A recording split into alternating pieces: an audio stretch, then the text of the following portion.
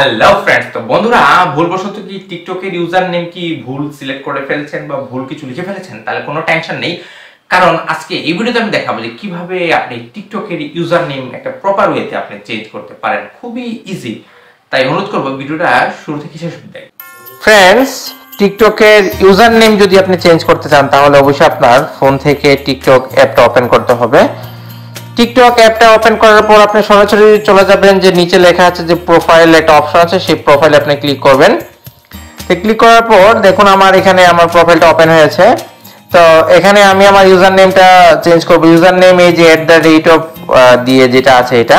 তা এর জন্য আমাকে অবশ্যই এডিট প্রোফাইলে আমাকে ট্যাপ করতে হবে। তো এডিট প্রোফাইলে ট্যাপ করার পর যে এই যে লেখা আছে ইউজার নেম, এখানে আমি ট্যাপ করব। ট্যাপ করার পর এখানে দেখুন, এখানে আপনি পুরোটা কেটে বা এটার সাথে কোনো কিছু যোগ করতে হবে, যোগ করে ইউজার নেমটা আপনি দিবেন। তবে একটা জিনিস মনে রাখবেন যে ইউজার নেম দেওয়ার সময় আপনার যাতে সেই ইউজার নেমটা অ্যাভেলেবল থাকে ওই দিকে লক্ষ্য রেখে আপনি ইউজার নেম লিখবেন। তো চলুন একটা ইউজার নেম আমি আপনাদেরকে লিখে দেখাই। আমার নাম রিপন কৈরি। তো এটা আমি দিলাম।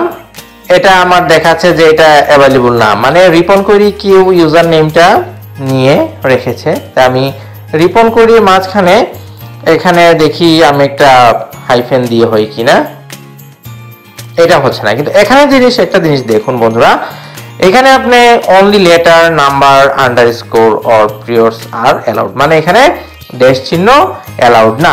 এখানে যদি আমি আন্ডারস্কোর দিই, তা আন্ডারস্কোর বলতে এটা ড্যাশের মতো বা ড্যাশের চেয়ে একটু নিচে, এই যে। তবে একটা জিনিস আপনি মনে রাখবেন যে যদি আপনি একটা ইউজার নেম সেট করেন তাহলে দেখুন এখানে সবার নিচে লেখা আছে you can change your username once every 30 days, মানে 30 দিনের ভিতরে আপনি একবার ইউজার নেমটা চেঞ্জ করতে পারবেন। তা আমার সাজেশন হলো ইউজার নেম এমন একটা দিবেন যাতে আর চেঞ্জ করতে না হয়।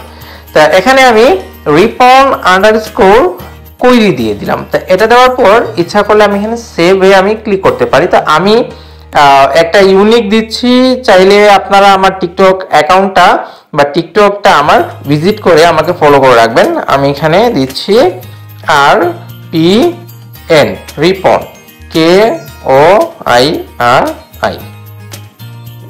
দেখি এটা অ্যাভেলেবল আছে কিনা। হ্যাঁ, অ্যাভেলেবল। এখন এটা আমি সেট করে ফেলবো, এর জন্য আমি এখানে সেভে ক্লিক করব।